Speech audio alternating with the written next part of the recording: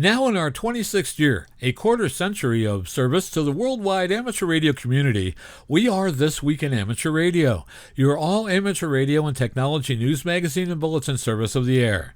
This is edition number 1374 with a release and air date of Saturday, June 28, 2025. Please take the program to your air following the Q-tone.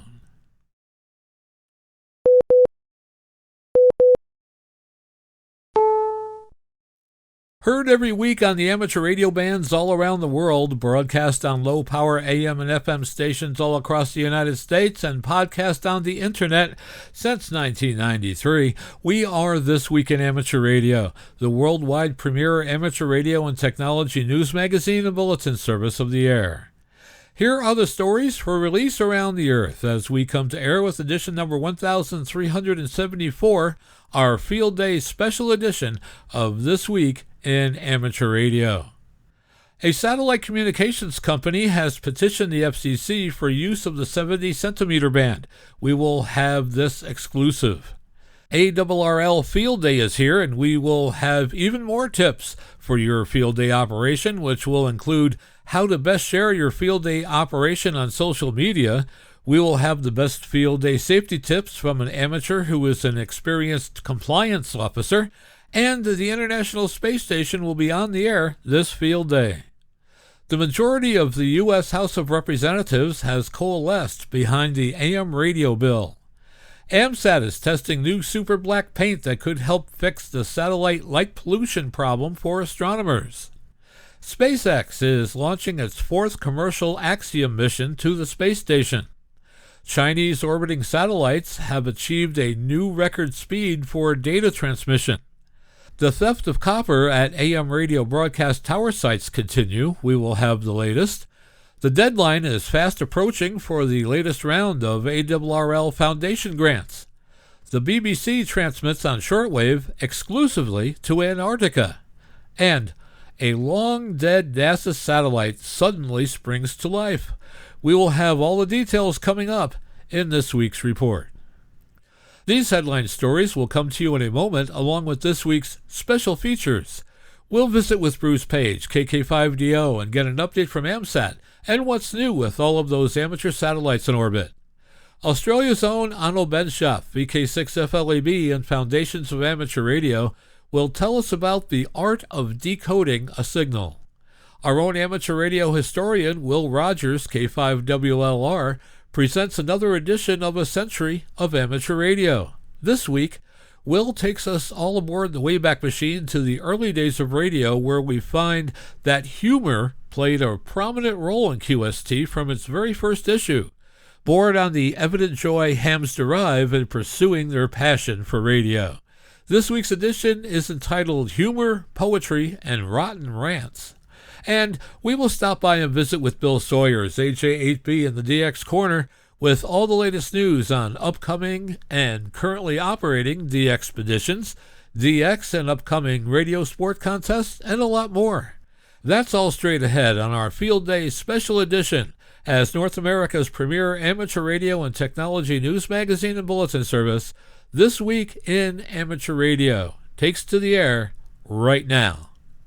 Reporting from our headquarters studio facility just outside Albany, New York, this is George, W2XBS.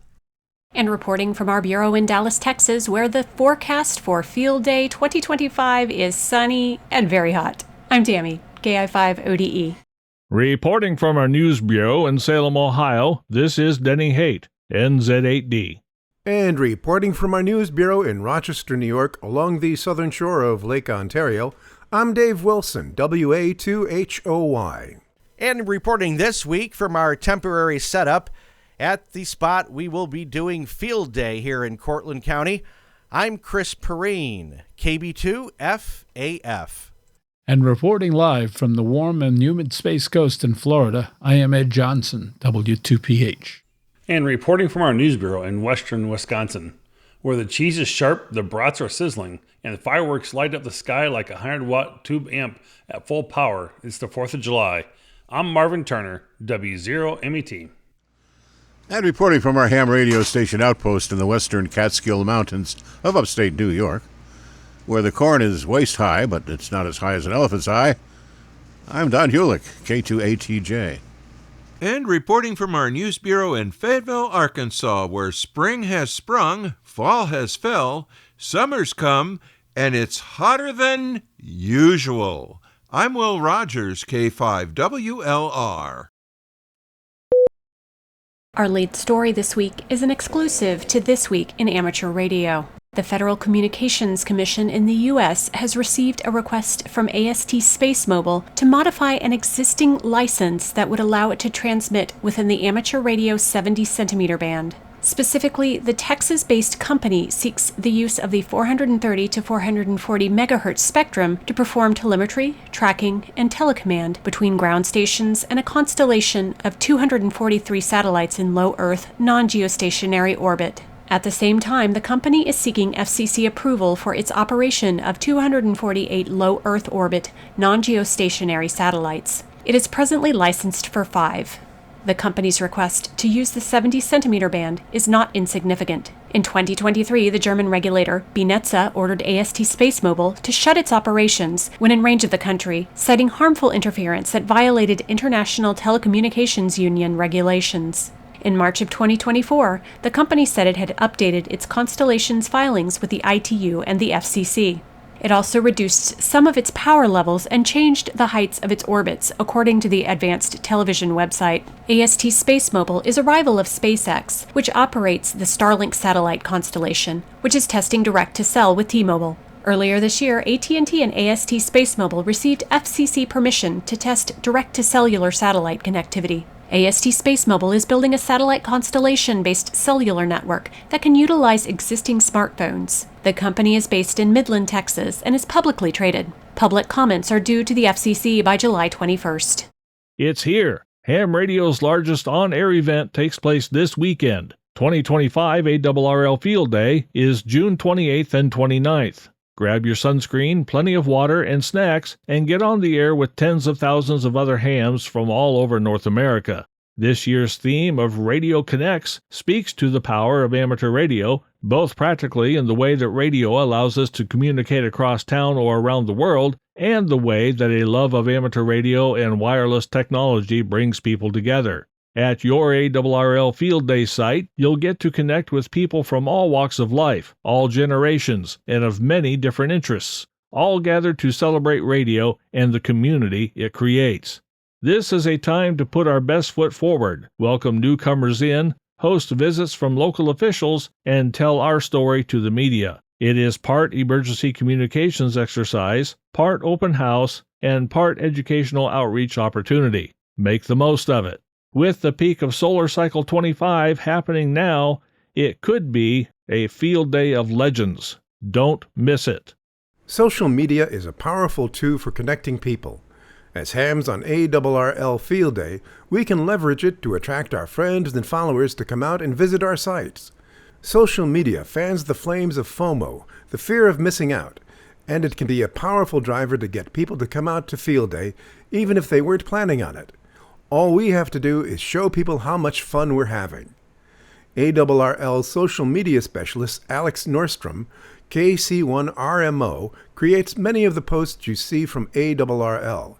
He says each social media platform has their own unique advantages. Whether on Facebook, X, Instagram, Threads, Blue Sky, or any other social media site, take advantage of the platform's features. Consider posting photos or videos to your Instagram story, or use photos to create a post on Facebook that shows what's going on at your site, suggests Nordstrom. Posting content to your club's social pages, as well as your own personal profiles, will help spread the word. There are some best practices that help level up your social game. Here are a few social media photo and video tips. Don't just shoot the back of someone's head while they're seated at a radio. Zoom with your feet, move closer to your subject, and get the camera into the scene. Show us smiling faces and actions. Shoot for the platform on which you plan to post the content. Widescreen or landscape modes works well for Facebook or email. Vertical or portrait is native to Instagram, and TikTok plus Meta Reels are in stories on Facebook. Either one is good for submission to ARRL for consideration in QST. Don't limit yourself. If you see a good shot, Grab it in both formats. Your phone shoots just fine. If you have a smartphone that's been manufactured in the last decade, the camera is going to be good enough. You can bring out your fancy photo and video equipment if you like, but it's no longer necessary. Many magazine covers are even shot on smartphones these days. Avoid backlighting. While most modern cameras have a good dynamic range and can deal with many levels of lighting within an image, it's still best to have the light on your subject. See and be seen with hashtags. Use the hashtags ARRLFD, Amateur Radio, and Ham Radio, along with a locator hashtag for your local area in posts to help others see the content both locally and around the web. Click on the hashtags and explore what others are adding to the feed. Interact with their content by commenting, liking, or sharing it. Radio connects, even on social media. If there are minors in the content, make sure you have their parent or guardian's consent to take and post the images. If you're submitting the photo to ARRL, please utilize our photo release form available on the ARRL website. ARRL will skim content from the hashtag ARRLFD to share on our Facebook page. We've created a photo album for the event. You may also send your images to socialmedia@arrl.org for inclusion. Remember to detail the who and where so we can help share your story. One last tip, clean off those lenses and charge up the phone. ARRL Field Day is here. We'll see you on the air and on social media. You're listening to North America's premier amateur radio and technology news magazine of the air. We are This Week in Amateur Radio, distributed worldwide at twiar.net.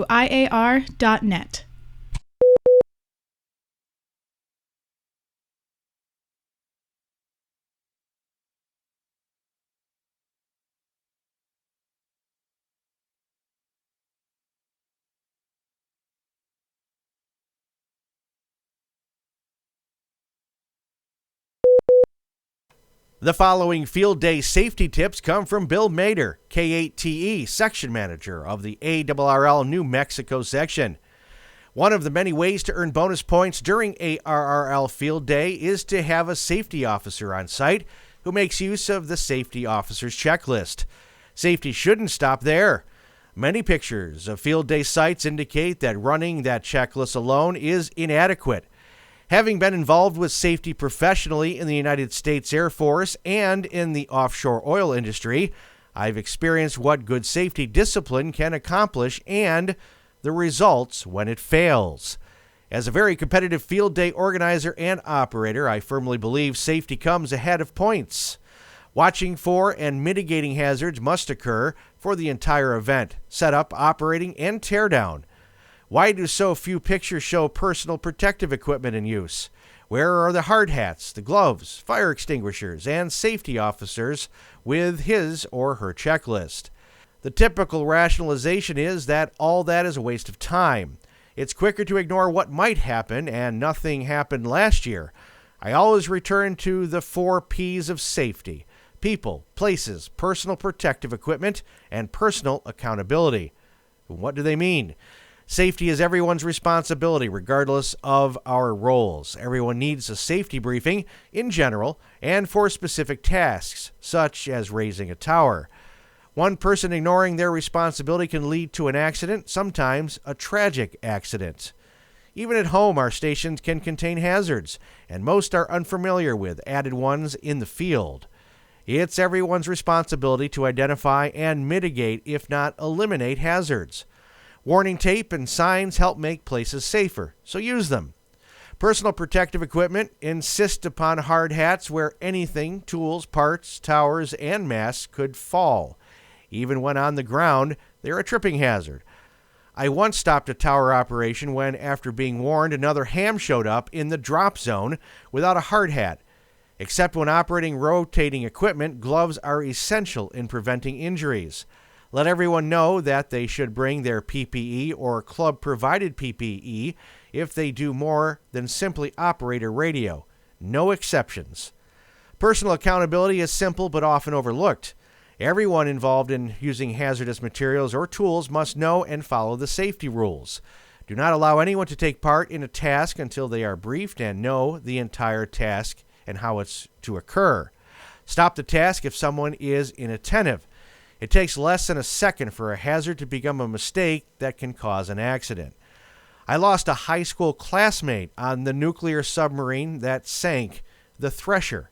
The Navy completely redid their nuclear safety program. It was used as an example after the Deepwater Horizon disaster, which led to my final career, focused on safety compliance. As our local sports car racing club's motto states, be safe and have fun. Let that be your theme for every ARRL field day. We thank Bill Matter, K8TE section manager of the ARRL New Mexico section, for the use of this story. ARRL's Logbook of the World is the second most popular benefit among members.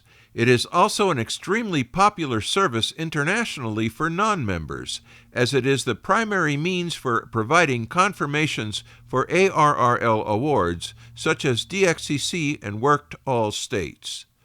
As a part of the ongoing modernization of the ARRL system's infrastructure, LOTW will be receiving major upgrades to the operating system it is running on, the relational database system it uses to store and access logbook and awards data, and server hosting, where it will be fully migrated to the cloud. These changes will, among other improvements, ensure LOTW's performance needs can be better met based on user demand. Logbook of the World will be unavailable from June 27th to July 2nd, 2025 to complete these upgrades. We will bring LOTW back online if it is available sooner than July 2nd. If you are a user of LOTW and not an ARRL member, please become a supporter of LOTW by making a donation to the ARRL LOTW Fund or visit www.arrl.org/donate. A reminder that the annual 13 Colony Special Event 2025, a popular summer operating event, begins July 1st from 9 a.m. through July 7th, midnight Eastern Daylight Time. This year, one station will be operating in each of the 13 original British colonies, K2A through K2M, along with 3 bonus stations, WM3PEN in Philadelphia, GB13COL in England, and TM13COL in France, each representing their city, state, or country's role in America's colonial period. Amateur radio operators and shortwave listeners can participate in the event. Complete information about the call for each colony station and the bonus stations can be found on the event website or on Facebook at 13 Colonies Special Event Community. Amateur radio on the International Space Station is scheduled to participate in 2025 ARRL Field Day. Astronauts Nicole Ayers, Kilo Juliet 5, Gulf Whiskey India, and Johnny Kim, Kilo Juliet 5, Hotel Kilo Papa, will be the ham operators. You can listen for them as November Alpha 1 Sierra Sierra on 437.800 MHz downlink and 145.900 with a CTCSS 67 Hz uplink. Recommended power for the uplink is 5 watts using a Yagi antenna if possible. Ground-to-space contacts count as only one QSL point, while ground-to-ground contacts made via the Aries repeater qualify for the satellite bonus. Please remember to keep your contacts short so as many amateurs as possible can participate. The Federal Communications Commission has finalized its effort to ban the certification of testing laboratories that pose a potential threat to U.S. national security. The FCC issued its report and order and further notice of proposed rulemaking, prohibiting entities identified on the Commission's covered list from being authorized as telecommunications certification bodies under the FCC's Equipment Authorization Program. It implements the proposed changes set forth in an NPRM issued by the Commission. The report and order bans any testing lab with direct or indirect ownership of 10% or more by an entity on the covered list. The FCC's covered list includes major wireless equipment manufacturers that, in the Commission's view, pose an unacceptable risk to the national security of the United States or the security and safety of United States persons. The covered list includes major global wireless manufacturers, including Huawei and ZTE, which reportedly have ties to the government of the People's Republic of China and Chinese state-owned enterprises. In the companion NPRM, The FCC is seeking comments on plans to expand its Equipment Authorization Program prohibitions to include entities in addition to those on the covered list that could adversely affect telecommunication certification bodies or test labs' trustworthiness or otherwise undermine the public's confidence. The Commission is also seeking input on whether it should consider revising its current post-market surveillance rules, policies, or guidance to anticipate such concerns. The FCC's report and order and NPRM detailing its changes to telecommunication certification body certification rules are available on the FCC's webpage. NASA and the Department of Defense teamed up June 11th and 12th to simulate emergency procedures that they would use to rescue the Artemis II crew in the event of a launch emergency. The simulations, which took place off the coast of Florida and were supported by launch and flight control teams, are preparing NASA to send 4 astronauts around the moon and back next year as part of the agency's first crewed Artemis mission. The team rehearsed procedures that they would use to rescue the crew during an abort of NASA's Orion spacecraft while the Space Launch System rocket is still on the launch pad, as well as during ascent to space. A set of test mannequins and a representative version of Orion, called the Crew Module Test Article, were used during the tests. The launch team at NASA's Kennedy Space Center in Florida, flight controllers and mission control at the agency's Johnson Space Center in Houston, as well as the mission management team, all worked together, exercising their integrated procedures for these emergency scenarios. You are listening to This Week in Amateur Radio, available to download as a podcast from anywhere on the web podcasts are available.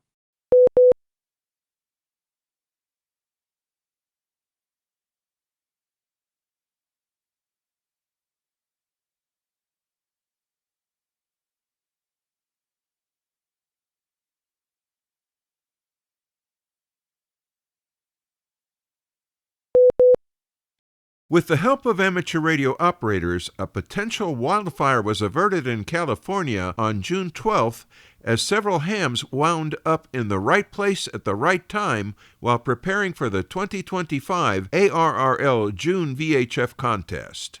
With all the details, we go to John Ross, KD8IDJ, who files this report from League headquarters.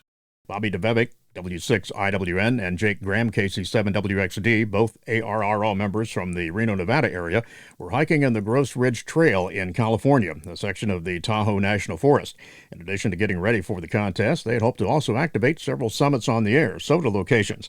Their day of using amateur radio service for recreation was going well until they saw smoke near the Black Buttes area and had to use amateur radio for its utility value. I was surprised to see the smoke ahead of us, said Graham. As we got closer, it was clear there had been a lightning hit several days ago, and we could see flames. Wireless service is pretty spotty in areas of eastern Sierra, and they don't have a cell signal, so DeBevic used his handheld ham radio to report the fire on a nearby repeater. In just seconds, Dan Patterson, W6AI, responded back. He was monitoring the Nevada County Amateur Radio Club linked repeater system in Grass Valley, California, and he heard the call. He took the GPS coordinates from Graham and notified the U.S. Forest Service. We were monitoring the U.S. Forest Service, and it only took about 10 minutes from them to dispatch a helicopter to the area, said Graham. We watched 4 firefighters rappel down, followed by a pack of equipment. The pair then walked closer to the area and started talking to the crew, who, by the way, thanked them for the report. They put out the fires, but radioed for a helicopter water drop before they left on foot with the gear to a nearby pickup site, said DeBevic. I'm John Ross, KD8IDJ. DeBevic captured the event on video and posted it to his YouTube channel. After the firefighters left, the winds picked up dramatically. Had that happened earlier, the outcome could have been much worse.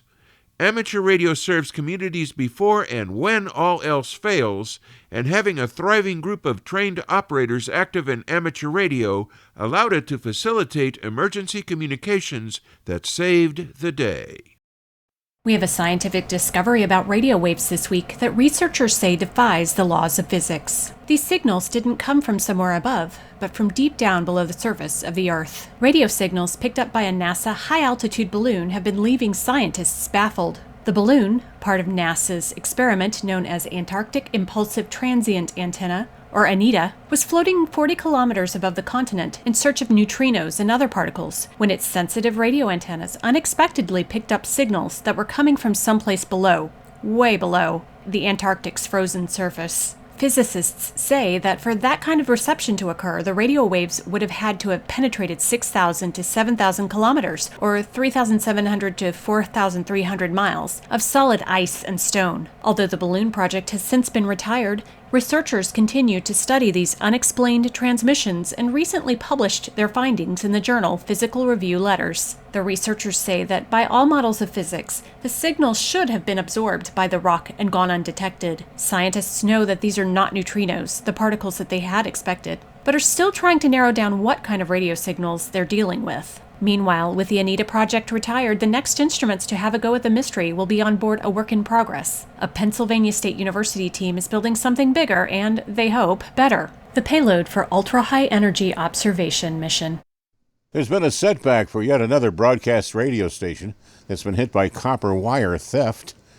3 men were arrested in Memphis, Tennessee, and charged with the theft of copper wiring from a local AM radio station, temporarily knocking it off the air.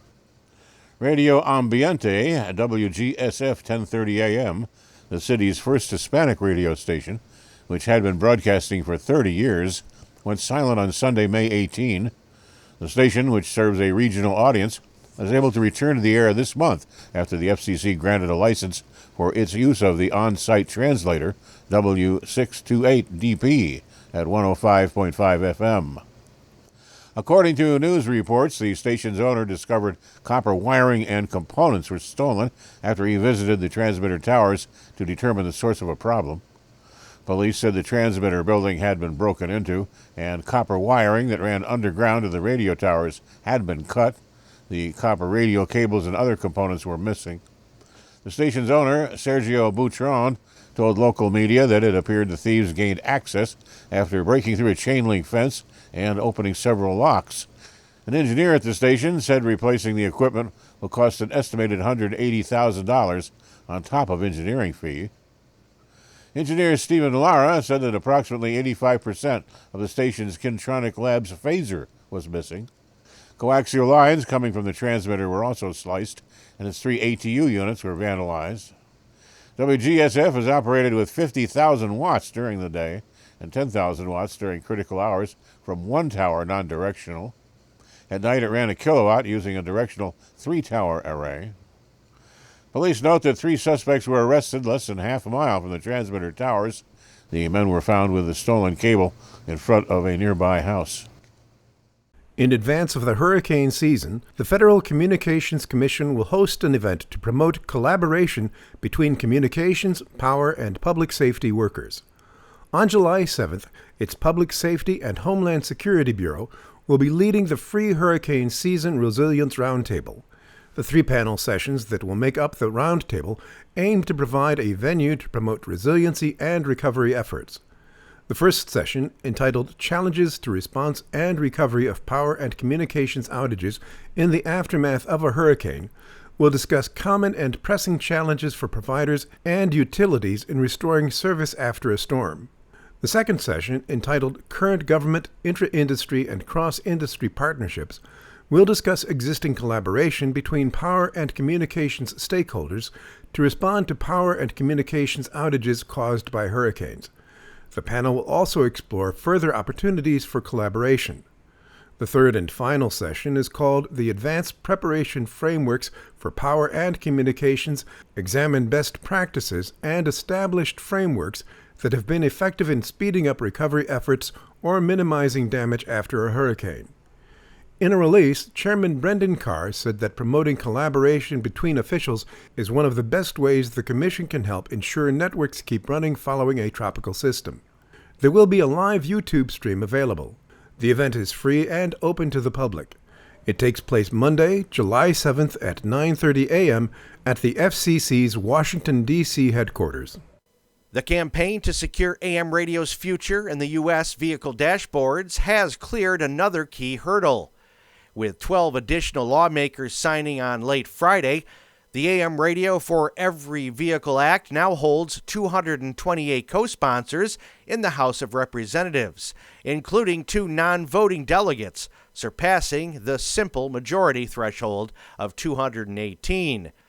The House bill, led by Representatives Gus Bilirakis from Florida and Frank Pallone of New Jersey, has seen a rapid expansion of bipartisan support since May. The Senate version of the bill advanced out of committee earlier this year and now holds 61 co-sponsors, enough to clear a filibuster if brought to a floor vote. The legislation would require all automakers to include AM radio receivers in new passenger vehicles sold in the U.S., framing the feature as a public safety necessity tied to the country's emergency alert system. Supporters have emphasized AM radio's role in FEMA's integrated public alert and warning system, which relies on 77 high-powered primary entry point AM stations capable of reaching over 90% of Americans, even if internet or cellular networks fail during disasters. Despite its growing roster of supporters, the House measure remains bottled up in committee. The bill must still pass through the Energy and Commerce Committee before becoming eligible for a full House vote. It currently sits in the Subcommittee on Highways and Transit. In the Senate, scheduling remains uncertain. Majority Leader John Thune has yet to set a date for consideration, with other priorities crowding the chamber's summer calendar. Budget reconciliation talks and rising tensions with Iran have taken center stage in Congress. Lawmakers are expected to work through this week before adjourning for the July 4th holiday, leaving only a short window for legislative movement ahead of the August recess. You are listening to North America's premier news and information service for the amateur radio hobbyist. We are This Week in Amateur Radio.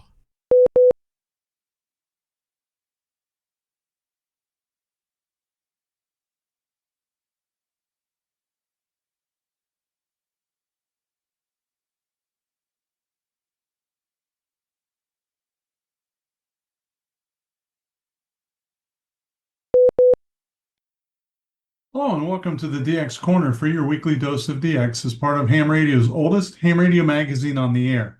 This Week in Amateur Radio. I'm Bill, AJB. If you're watching this on YouTube, the text of this will be included in the show notes. You won't have to remember calls, dates, URLs, or other details. Just check the show notes. The big news around my shack is my 42nd wedding anniversary. Karen and I have started into our 43rd year together, and I'm as excited and ready as I was 43 years ago. This is about 4 solar cycles, by the way, for those of you that weren't sure. So I'm really looking forward to it. Love you, Karen. So here's some information about our support products. The ARRL announces Logbook of the World system upgrades. The ARRL Logbook of the World, or LOTW, is the second most popular benefit among members. It is also an extremely popular service internationally for non-members, as is the primary means for providing confirmation for ARRL awards such as DXCC and Worked All States.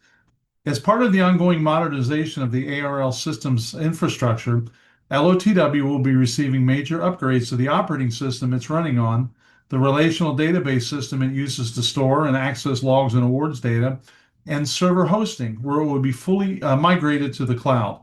These changes will, among other improvements, ensure LOTW performance needs can be better met based on user demand. I would also assume it's going to be more secure, which is always good news.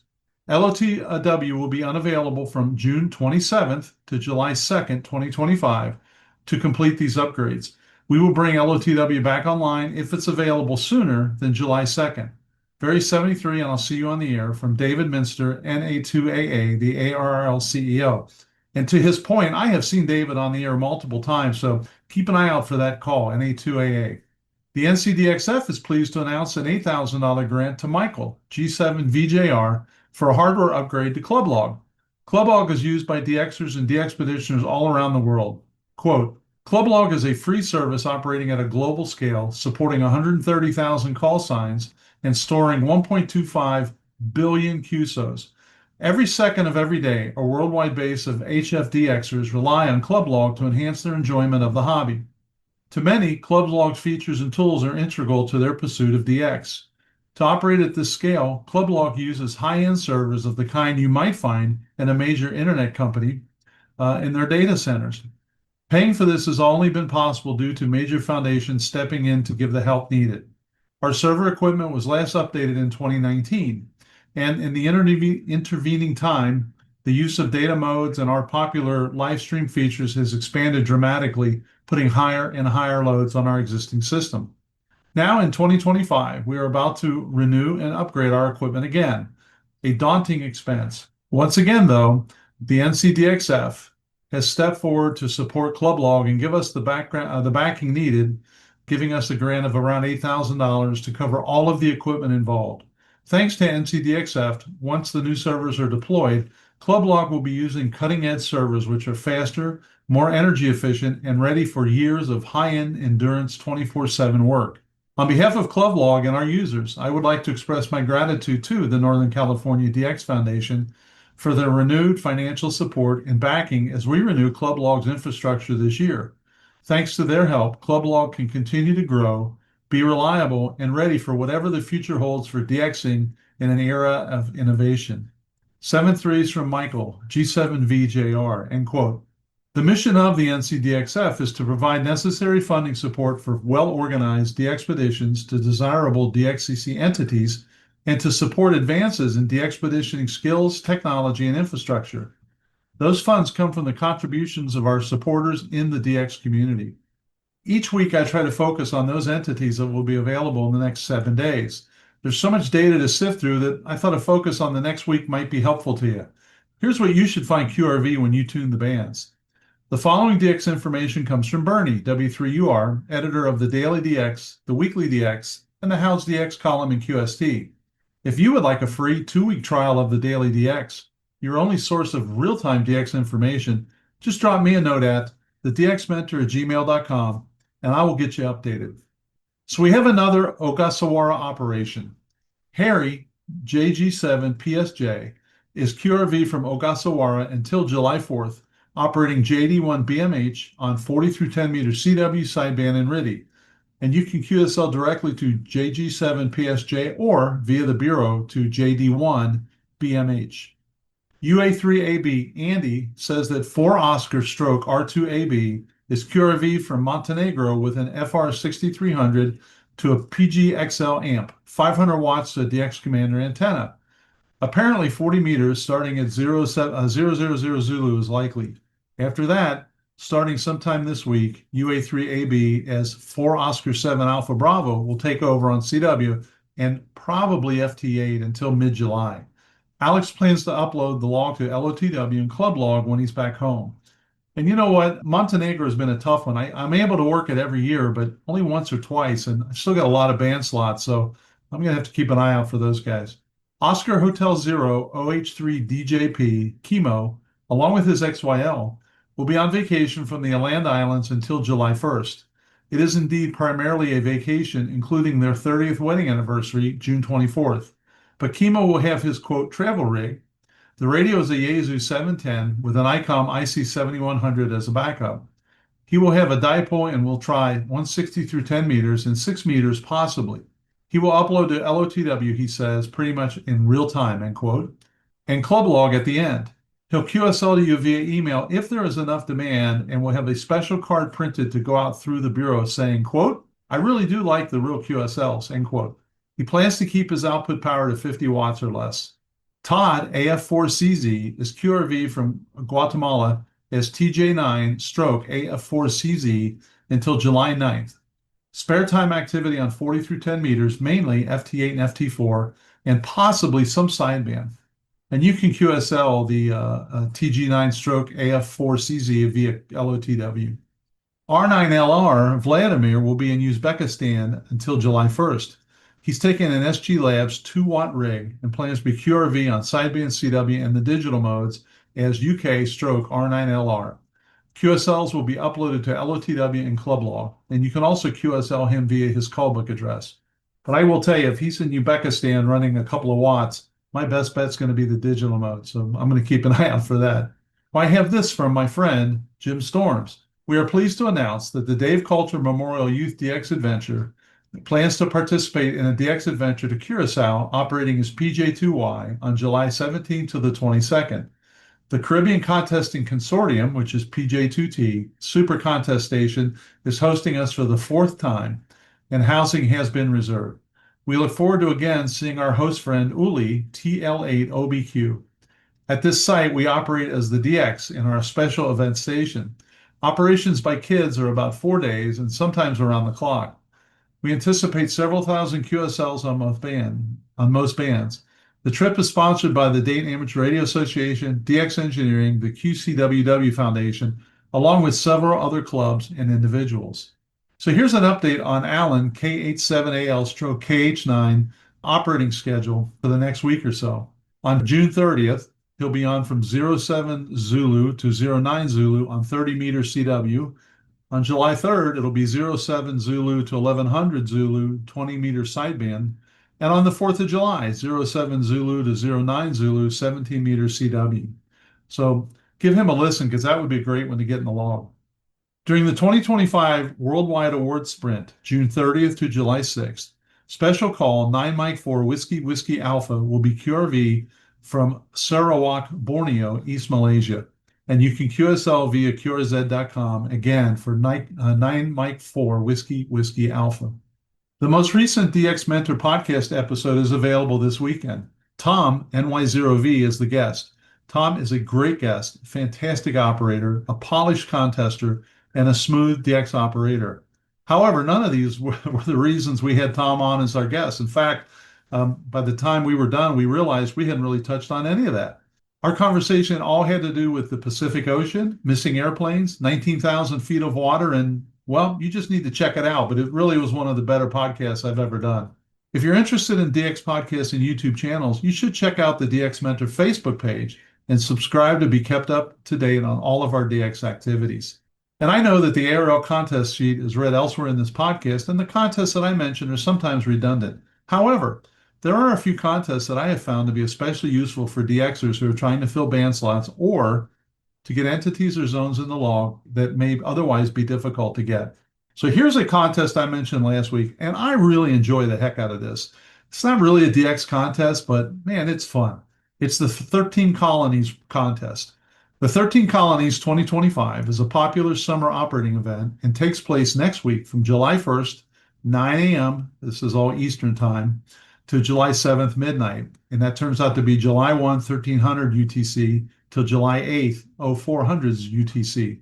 This event has grown to 292,496 QSOs around the world in 2024. This year, one station will be operating in each of the 13 original British colonies, K2A through K2M, along with 3 bonus stations, WM3 Penn in Philadelphia, GB13 COL in England, and TM13 COL in France, each representing their city, state, or country's role in America's colonial period. Amateur radio operators and SWLs can participate in the event. Complete information about the call for each colony station and the bonus stations can be found on the event website or on Facebook at 13 Colonies Special Event Community. I have done this every year for the past 7 or 8 years and been able to complete a column or two. In other words, a band or a mode or a band mode. This year, I'm going for the Trident Award. I'm going to try to get confirmation on CW, sideband, and on the digital mode. So I'm kind of excited to give that a shot.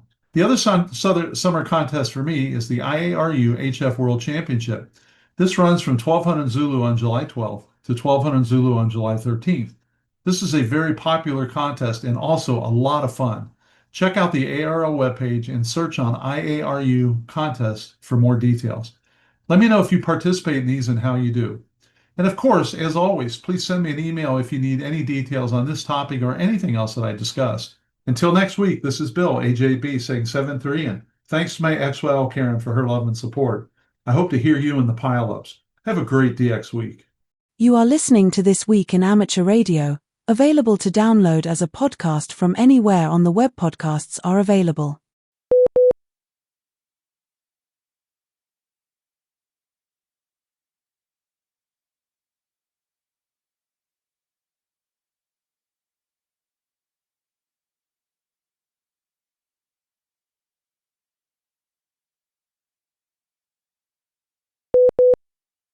Welcome to this, the 7th segment of Ham Radio History, a century of amateur radio, hams, organizations, events, inventions.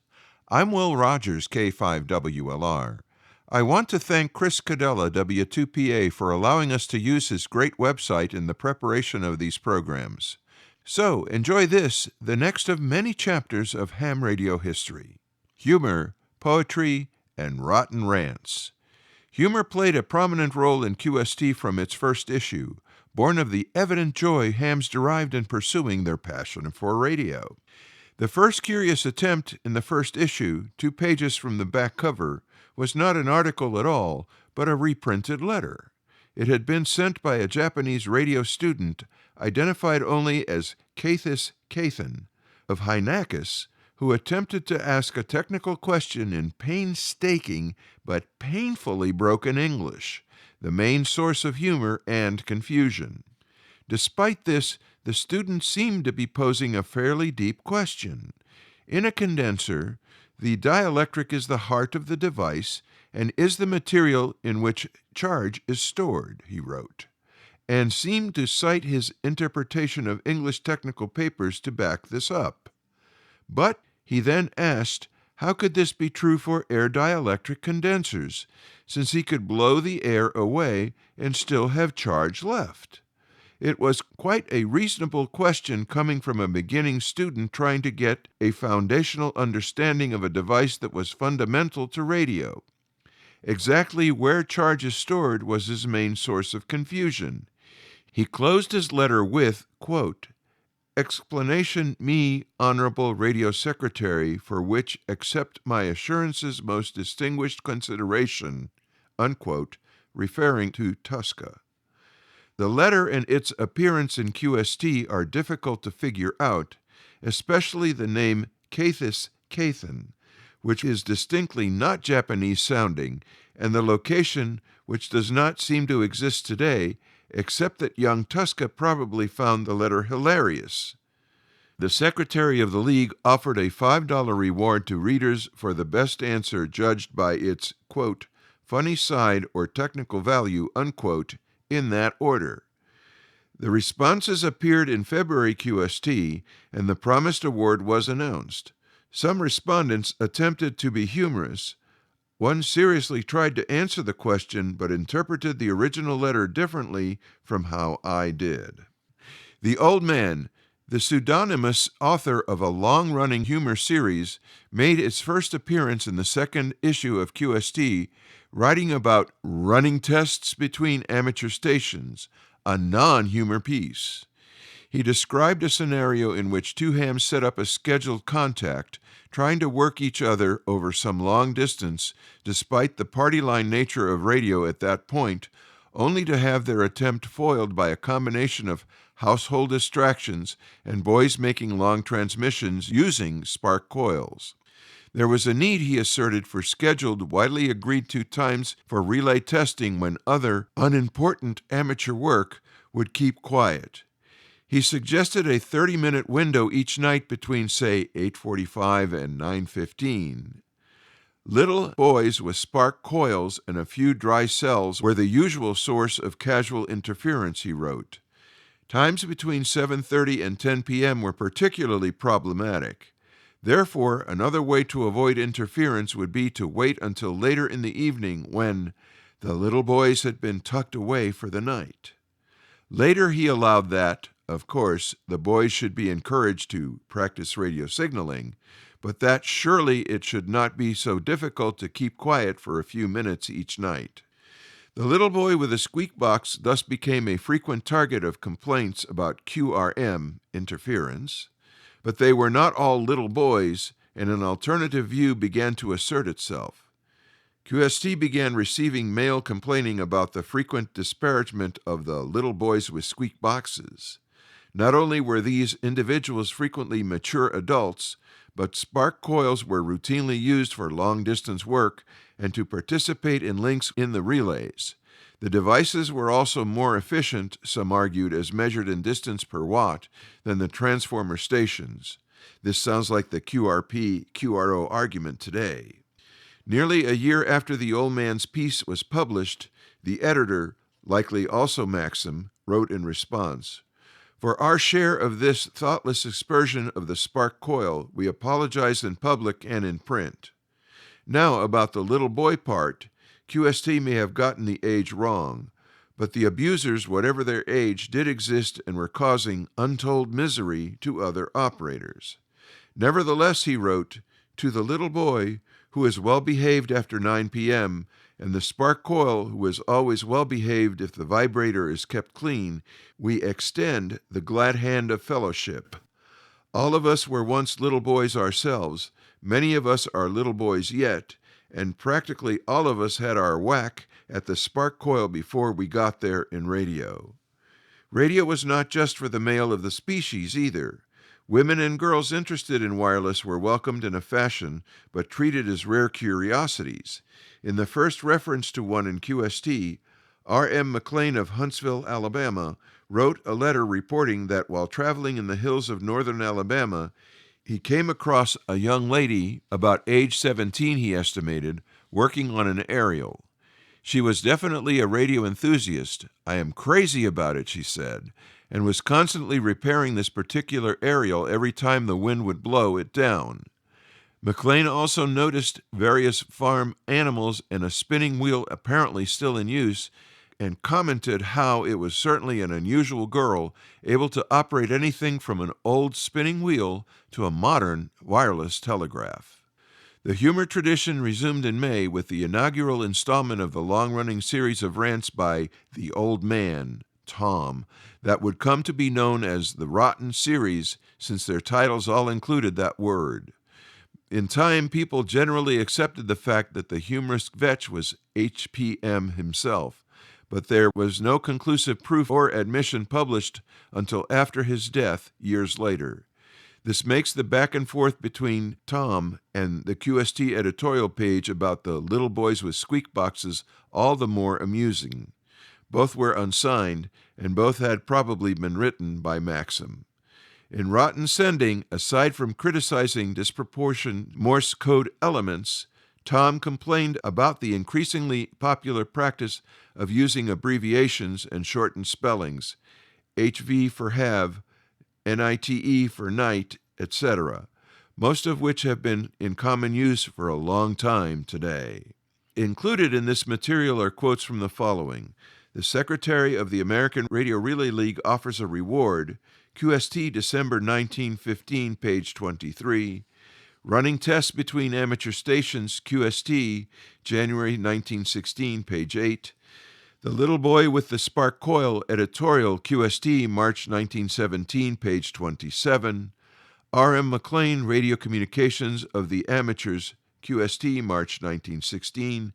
The Old Man, Rotten Sending, QST, May 1916, page 98. With gratitude to W2PA Chris Cadella for allowing us the use of his website's materials, Ham Radio History, A Century of Amateur Radio, Ham's Organizations, Events, Inventions, I'm Will Rogers, K5WLR, reporting for This Week in Amateur Radio. You are listening to This Week in Amateur Radio, available to download as a podcast from anywhere on the web podcasts are available.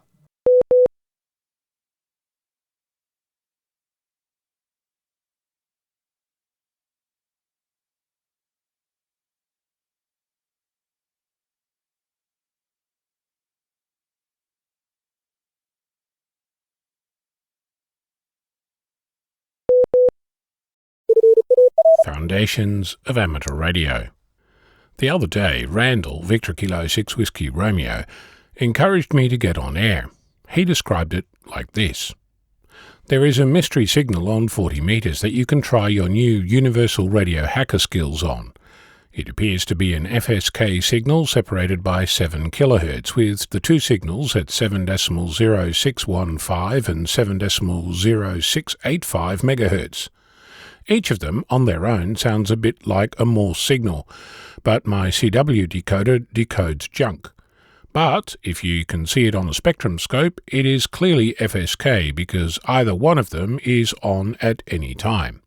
He went on to say you'll need an SDR to receive the signal given the separation, but could be a fun investigation. Having just discovered Universal Radio Hacker, a tool that can help you decode radio signals, that sounded like something I'd love to have a go at. Unfortunately, after the demise of my main workstation last year, My current setup doesn't allow me to do such recordings, but Randall, ever the gentleman, provided a recording of the signal. He writes, "This was captured with GQRX, demodulating the signal as SSB audio with the VFO tuned to 7.060, so both signals are there, one very low freak and one very high freak." If you're curious, I've uploaded the file as it was shared with me to my VK6FLAB GitHub repository under Signals. Over the next 2 days, I spent my time attempting to decode this signal. I opened up Universal Radio Hacker and spent delightful hours getting precisely nowhere. Some of that is absolutely my unfamiliarity with the tool, but this is a great exercise in learning on the fly, where, truth be told, I tend to live most of my life. It wasn't until several hours later that I decided I should at least listen to the audio. To my ear, it sounded like 25 words per minute Morse code. But being still in the learning phases, while my brain was triggering on the sequences, decoding wasn't happening. Of course, I could cheat and forward the audio to one of my fellow amateurs, but the actual message wasn't really the point of the exercise, at least not at this stage. Instead, I fired up Multimon NG, which has an inbuilt Morse decoder. I spent some hours doing more yak shaving than I was expecting, but even then I still didn't get more than gobbledygook out of the process. I used Audacity to shift one of the signals by one wavelength and mix them together. This allowed me to reduce the noise significantly, but still none of my tools did anything useful. In case you're wondering why, if you have a tone and noise, and shift one signal by the wavelength of the tone, then mix them, the tone adds to itself, but the noise, random in nature, is just as likely to add as it is to subtract, so in effect you're increasing the signal-to-noise ratio. After Multimon NG failed, I tried an online Morse decoder, which gave me all manner of text, but none of it made sense to me. Of course, it's possible that this is someone rag-chewing in a different language, but I couldn't make any sense of the thing. I did come up with some issues that prompted me to create the signal repository. I realized that I didn't have any known good signals. Previously, I'd tried decoding a sample FT4 signal, but that went nowhere, mainly because the signal was noisy. So what I'm going to do over the next couple of weeks is create some clean, as in computer-generated, known signals and add them to the repository.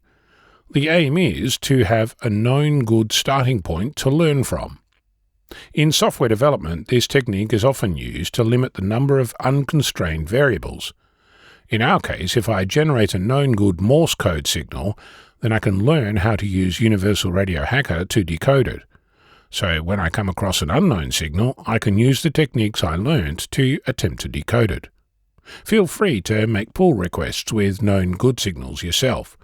RTTY, PSK31, Whisper, FT8, etc. Feel free to include non-amateur modes. One thing, I'm not looking for off-air recordings of signals, yet. That can come later. Right now, I need signals that are pure, as I said, computer-generated. Of course, at some point, perhaps sooner rather than later, I'll discover that generated signals are no easier to decode than off-air recordings, but that's for another day. Meanwhile, you too can play. Download one or more sample files and decode them. Let me know what you learn.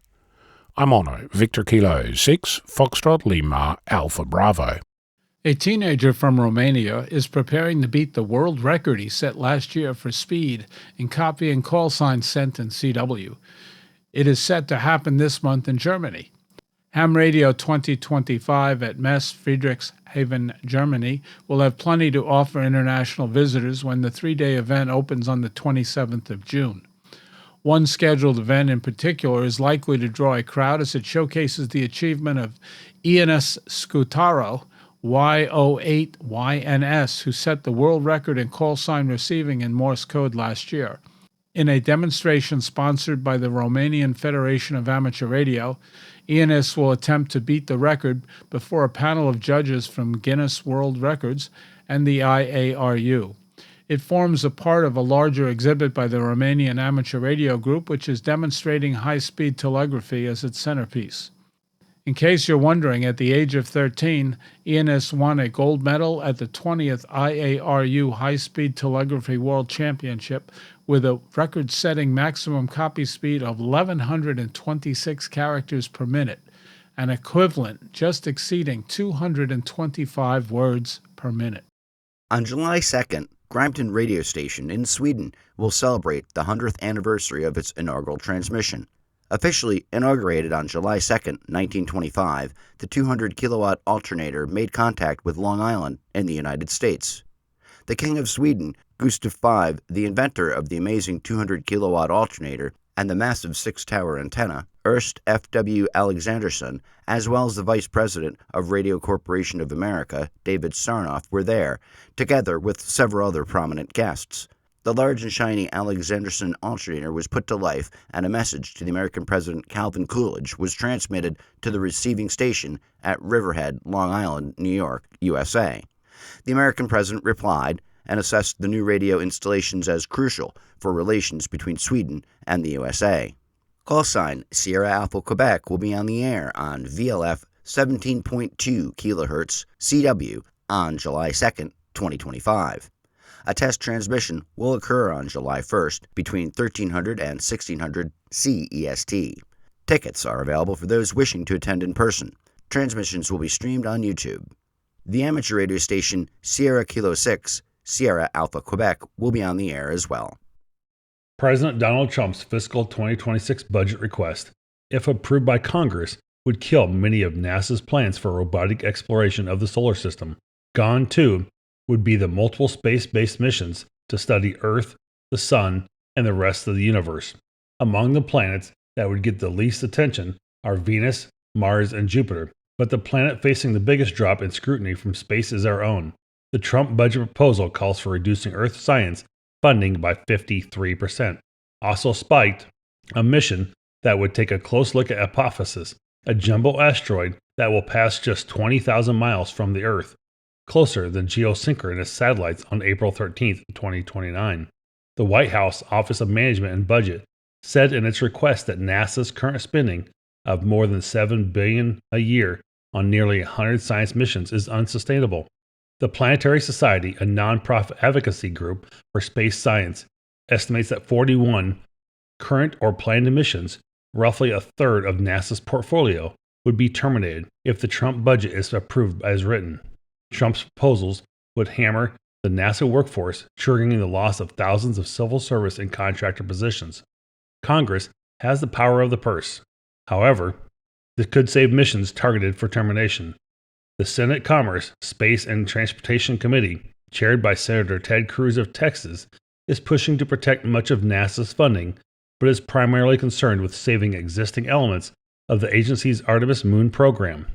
On Thursday, the committee proposed restoring billions of dollars to a variety of NASA projects.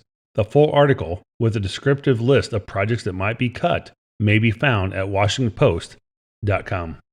You are listening to This Week in Amateur Radio, available to download as a podcast from anywhere on the web podcasts are available.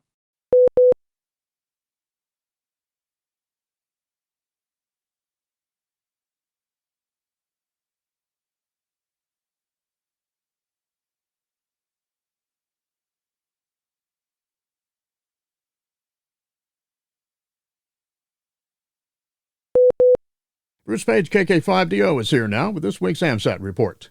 Bruce? Thanks, John. If you have never worked an astronaut aboard the International Space Station, this is a golden opportunity. Axiom Space launched a 4-person crew led by their director of human spaceflight, Peggy Whitson. She flew on a NASA mission in 2002. With her are astronauts from India, Poland, and Hungary. This mission will last 14 days. Here's the best part of their mission. A number of amateur radio contacts are among their tasks. You will want to tune your radio to 145.80 MHz worldwide to listen for the astronauts. If you are in the Americas, the Pacific, or Asia, the uplink is 144.49 MHz FM. The launch was on June 25th at 2:31 a.m. Eastern Time. It is supposed to take 28 hours to reach the ISS. Therefore, start listening for them sometime on June 26th after 6:30 a.m. Eastern Time through around July 8th. Keep in mind that the crew's work hours are 0730 through 1930 UTC. Outside these times is their free time and sleep time. They are also free on weekends. Good luck in making your contact. This is Bruce Page, KK5DO. Back to you, John. And thanks, Bruce, for that report. It is time for the weekly look at the upcoming solar weather and propagation forecast.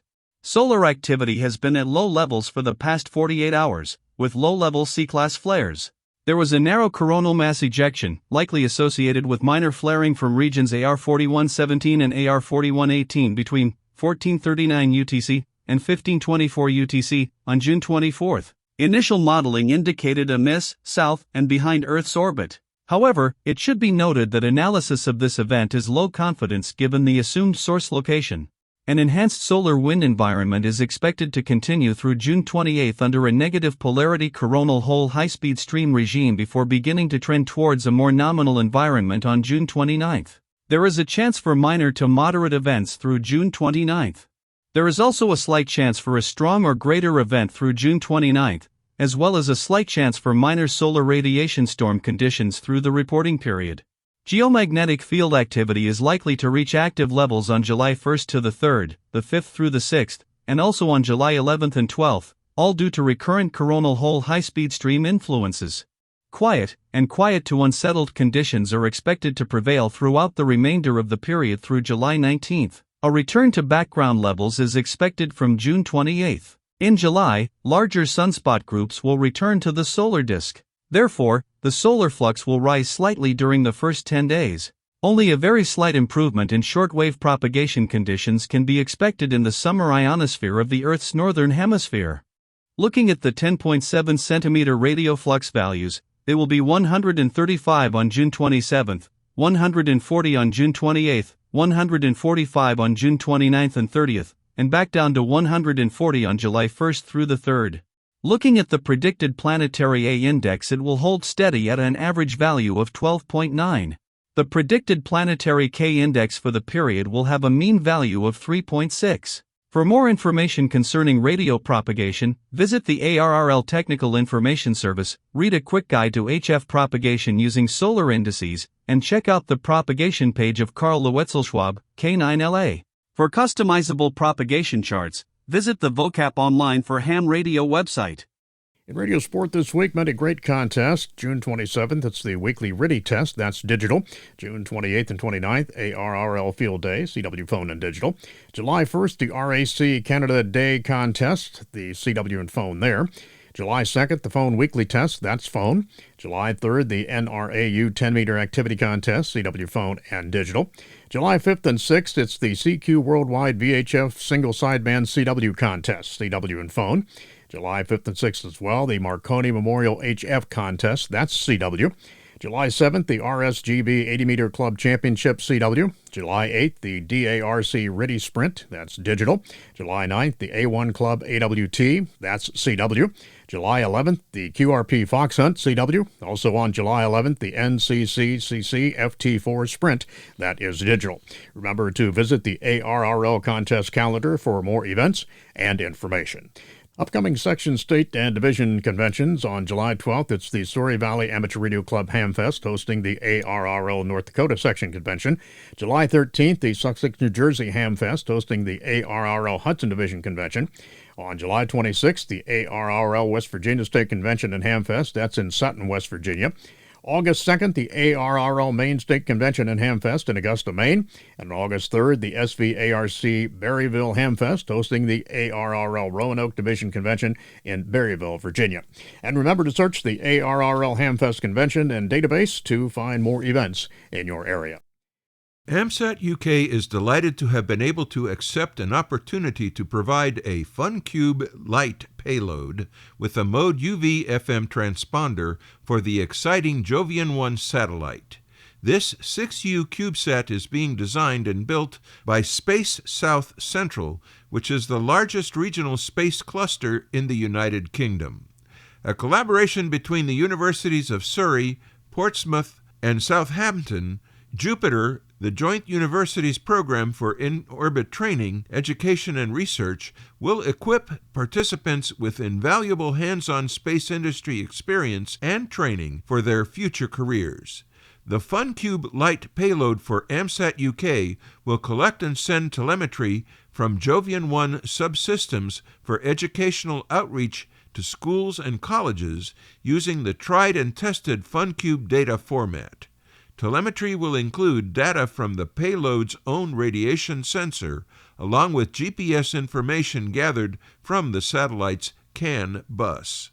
These data can be used to map radiation throughout the orbit, identifying planetary radiation hotspots such as the polar regions and the South Atlantic anomaly. It will also give an accurate measure of how much radiation reaches the sensitive electronics within the satellite. While Jovian 1 and its ground station at Surrey University will use the commercial S and X band for primary communication, FunCube Lite will use frequencies in the amateur UHF and VHF spectrum. When not sending telemetry, the payload can be configured as a mode UV-FM voice transponder for amateurs to use for international communications. In addition, Jovian 1 will be a testbed for a new technology to reduce the impact of low Earth orbit satellites on astronomy. A new partnership between Surrey Nanosystems and the University of Surrey is aiming to tackle what has become a major concern for astronomers worldwide. They are working on using Surrey Nanosystems' newest product, Vantablack 310, which is a super black coating. When Vantablack 310 is applied to a surface, it reflects only 2% of incoming light, meaning it absorbs the remaining 98%. This high level of light absorption makes the coated surfaces appear extremely dark, helping to minimize the unwanted brightness from satellites that can disrupt the work of stargazers. More than 8,000 LEO satellites already orbit Earth, and projections estimate a rise to 60,000 by 2030, partly driven by the development of mega constellations. To combat this problem, satellite operators have begun experimenting with mitigation strategies, including dark coatings and changes to satellite position, though the negative impact on ground-based measurement persists. Surrey Nanosystems, with a heritage in ultra-black technologies, says their new solution, Vantablack 310, is a handleable, customer-applied coating resistant to the challenging LEO environment. The technology will have its first on-orbit trial on the Jovian 1 mission, scheduled to launch in 2026. One side of the CubeSat will be coated with the material so that reflection and temperature measurements can be compared.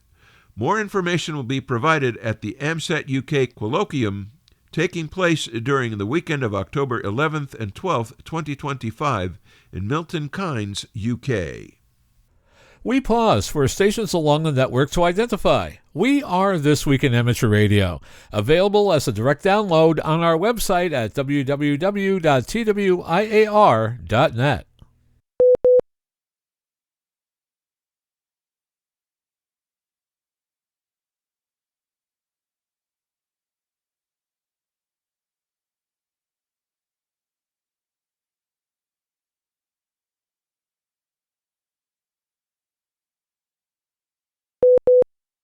Axiom Space is on the verge of its fourth private astronaut mission to space in as many years. The flight, dubbed Axiom Mission 4, will see the astronauts from India, Poland, and Hungary reach the International Space Station for the first time. The 4 crew members, led by Axiom Space's Director of Human Spaceflight, Peggy Whitson, will embark on a roughly 2-week mission to the orbiting outpost. The quartet will launch on board a SpaceX Falcon 9 rocket from NASA's Kennedy Space Center but the launch was delayed due to a variety of issues, including an air leak on the ISS, weather, and a possible issue with a Falcon 9 booster rocket. SpaceX had also said on Sunday, June 15th, it was reviewing data from a static test firing that took place that day, suggesting there was perhaps an undisclosed technical problem. The mission was previously delayed from late May because the mission's brand-new Crew Dragon spacecraft was not ready. The mission, dubbed Axiom Mission 4, features the debut of the Crew Dragon spacecraft, tail number C213. This has been billed by SpaceX as its fifth and final Dragon capsule.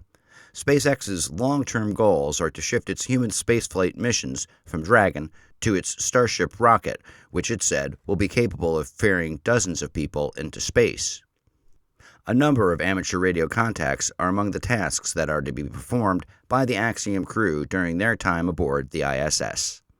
It is time once again for AMSAT satellite shorts from all over, and we begin this week with news that a SpaceX Starship rocket exploded in a huge fireball on a test stand late Wednesday, June 18th, during preparations for its next launch. The upper stage Starship vehicle experienced a major anomaly before starting a test fire at around 11 p.m. local time, SpaceX said on social media. All personnel were safe and there were no hazards to the residents of nearby communities, SpaceX, a commercial space launch company, said. Next, we have word that China's Shijian-21 and Shijian-25 satellites have been moving toward each other in geosynchronous orbit, around 22,236 miles above the equator, Space News reported on June 6th. And now the pair appear to have had a brief first encounter, according to observations from the ground. Optical tracking by the Space Situational Awareness firm that the system shows a close approach between the two on June 14th, with the pair at times virtually unresolvable from each other. This suggests that Shijian-21 and Shijian-25 made at least a test run close approach and may have even performed a docking and undocking test. Our next story is from Honda, who has successfully tested an experimental reusable rocket, the company said, as it seeks to expand into the space sector. The automaker, which hopes to develop the tech prowess for a suborbital launch by 2029, conducted a test flight of its rocket on the northern Japanese island of Hokkaido. The prototype device, around 6 meters or 20 feet tall, landed only 37 centimeters from its designated landing spot after the 1-minute flight. And our final satellite short comes from the ARRL, who say that Logbook of the World is the primary means for providing confirmations for AMSAT awards, such as Gridmaster, Rover, and Reverse VUCC, as well as ARRL awards, such as VUCC, DXCC, and Worked All States.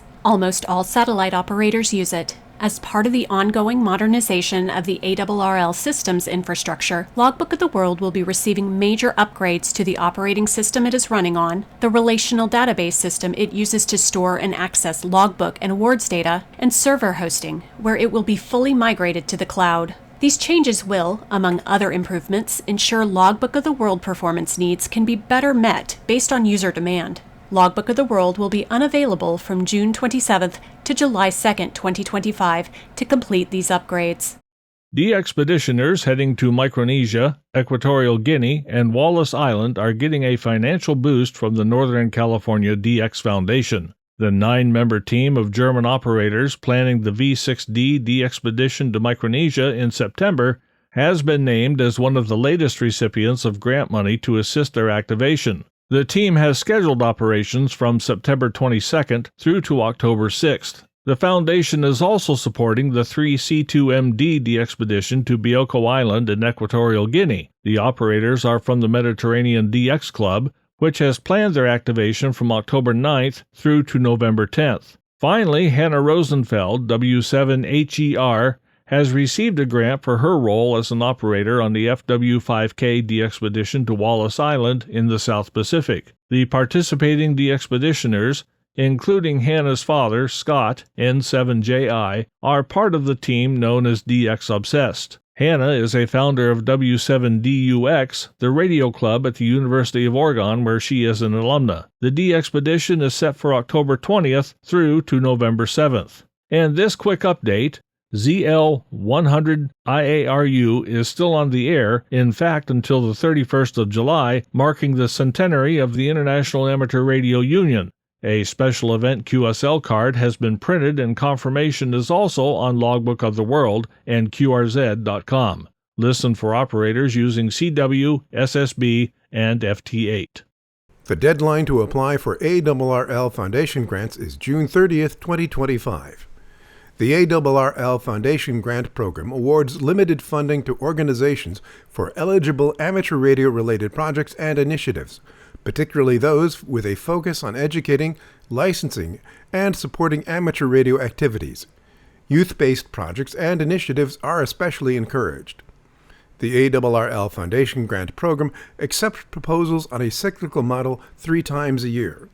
All proposals will be reviewed by the grant committee at the close of each cycle. Once the committee agrees on the proposals to fund, they will be sent to the full foundation board for a formal vote. Youngsters on the Air, also known this year as Yoda France, is getting ready for its 13th edition. The camp will be taking place at the Château de Jamville near Paris from the 18th through to the 25th of August. It is being hosted by the French National Amateur Radio Society, Réseau des Amateurs Français, or REF.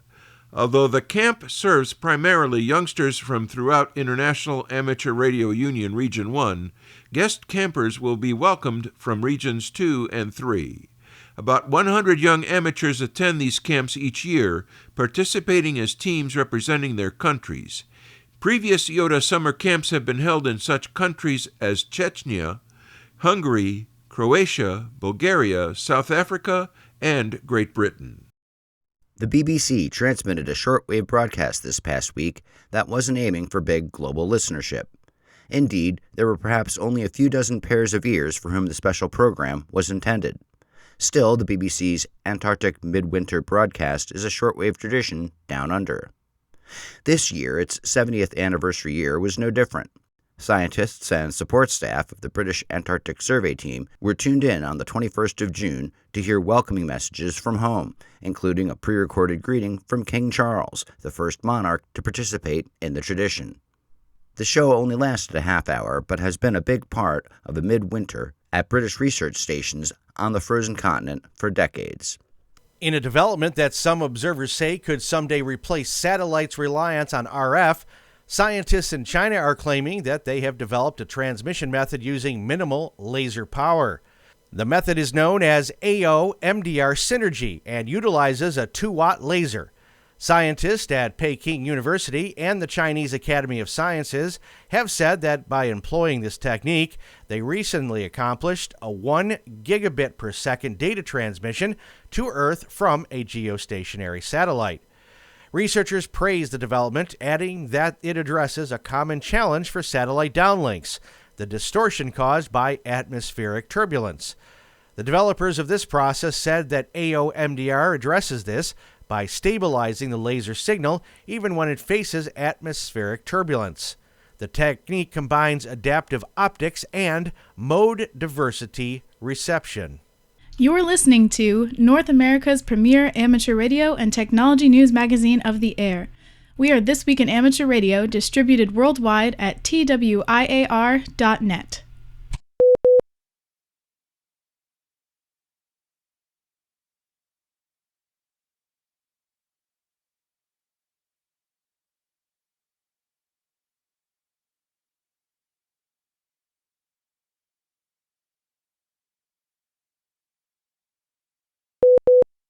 As record-breaking fires consumed huge sections of the Canadian province of Alberta, Wade Smith, VK1MIC, was preparing for an activation that would take him into the heart of the destruction. As captain of the Communications Brigade in the New South Wales Rural Fire Service, Wade responded to Canada's request by traveling from Sydney with the Australian contingent. Wade added his specialized skills in the air radio and dispatch to assist the Joint Australian-Albertan Incident Management Team operating in the remote northern region of Alberta. Facing the challenge of several large fires raging, Wade and his team handled more than 500 radio calls daily. The firefighting effort mustered more than 20 aircraft involved in operations across several large fires. Wade, who is also the VK1 Soda Association manager, said his years of soda experience have served as a great practice for staying focused, handling several stations at once, and managing fast-moving communication pileups. He said these same skills are directly transferable to coordinating air operations under pressure. The fires posed hazards on the ground locally, as well as air quality in much of North America. Weather experts attribute the conditions in the region to an ongoing trend of dry, warm conditions that have worsened by the global climate crisis.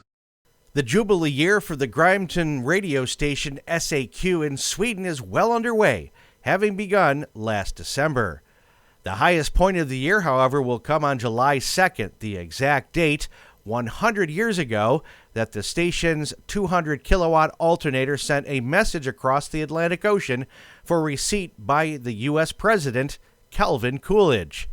The message reached the receiving station in Riverhead, New York, on Long Island, and the President had a reply sent praising the new broadcaster and sharing his hopes for good relations with Sweden and the U.S. July 2nd is nearly here, and the 100-year anniversary of that historic message is being celebrated with a telegram to be transmitted from the station on 17.2 kilohertz using CW at 0900 UTC. The station will be using the original call sign SAQ. The broadcast can be heard on a receiver with VLF capability and will also be live streamed on YouTube. In the meantime, hams wishing to make contact with the amateur radio station SK6 SAQ in CW or single sideband should be listening on 80, 40, and 20 meters. Details are available at alexander.n.se. And finally this week, in a twist worthy of science fiction, scientists have detected a strange radio pulse from what appears to be a long-dead NASA satellite. On June 13th, researchers at the Australian Square Kilometre Array Pathfinder observed a signal lasting less than 30 nanoseconds. The emission did not come from deep space, but from Earth's orbit, specifically from the location of NASA's Relay 2 satellite, which has been silent since the 1960s. Relay 2, launched in 1964, followed its predecessor, Relay 1, which was famous for transmitting the first live television signal from the United States to Europe and Japan. Though Relay 2 functioned briefly before being declared inactive in 1965, its transponders remained operational until 1967. Since then, it has been considered completely defunct, until now. However, scientists aren't convinced the satellite has come back to life. Clancy James from Curtin University and his team suggest the signal might have been caused by an electrostatic discharge, a sudden release of built-up charge on the satellite's surface. Such discharges have been detected before, though not on such brief timescales. Another theory is that a micrometeoroid strike might have generated a cloud of plasma, briefly energizing the satellite and generating the burst. Although Relay 2 hasn't returned to service, the incident underscores a curious phenomenon: the zombie satellite. These are satellites that, after years or even decades of silence, suddenly spring back to life. One notable case is Intelsat's Galaxy 15, which went dark in 2010, only to reboot itself later that year. The most impressive example is AMSAT's Oscar 7, a ham radio satellite launched in 1974, presumed dead in 1981, and unexpectedly reactivated in 2002. The new findings, described in a paper accepted for publication in the Astrophysical Journal and available on Archive, open up fresh questions about satellite behavior, the hazards of space debris, and how old technology might unexpectedly interact with modern instruments. This Week in Amateur Radio is holding open auditions for news anchors for the weekly national worldwide amateur radio news service. If you have a good radio voice and can reliably read provided news copy, we are looking for you. This, of course, is an all-volunteer position. An amateur radio license is not required. You must have a high-quality microphone, headset mics are not used, and be familiar with audio editing software to record and edit your finished news stories before uploading. If you would like to try out for a weekly or bi-weekly anchor position with North America's premier amateur radio news on air and podcast, please send an email to our producer, George, W2XBS. You can include a sample MP3 of yourself reading news copy sent as an attachment to W2XBS77@gmail.com. That's whiskey, the number 2, X-ray Bravo Sierra 77 @gmail.com. Be sure and use Anchor Audition in the subject line. Please include your phone number and a good window of time for a callback to discuss your submission and our operating logistics to see if This Week in Amateur Radio is a good fit for you. We hope to hear from you soon. This Week in Amateur Radio is heard around the country and around the world on great repeater systems like the CQ0UTRZ repeater on 439.175 MHz in Sierra Aristal in Portugal, covering Porto to Lira. Many of the news and information items heard in this edition of This Week in Amateur Radio have been provided by the American Radio Relay League, the ARRL Audio News Service, and the ARRL Letter, AMSAT, the Radio Amateurs of Canada, the Shortwave Listening Post, the Federal Communications Commission, the Radio Society of Great Britain, and Ofcom, the South African Radio League, the International Amateur Radio Union, the Wireless Institute of Australia and the Australian Communications and Media Authority, the New Zealand Association of Radio Transmitters, the Amateur Radio Newsline, the Rain Hamcast, Eric Guth, 4Z1UG and QSO Today, QRZ.com, the International Telecommunications Union, the 425DX News, Parks on the Air, and the Soda Reflector, and various news sources on the Internet. With special thanks to all our weekly news sources and to you, our listeners, that wraps up this edition of This Week in Amateur Radio.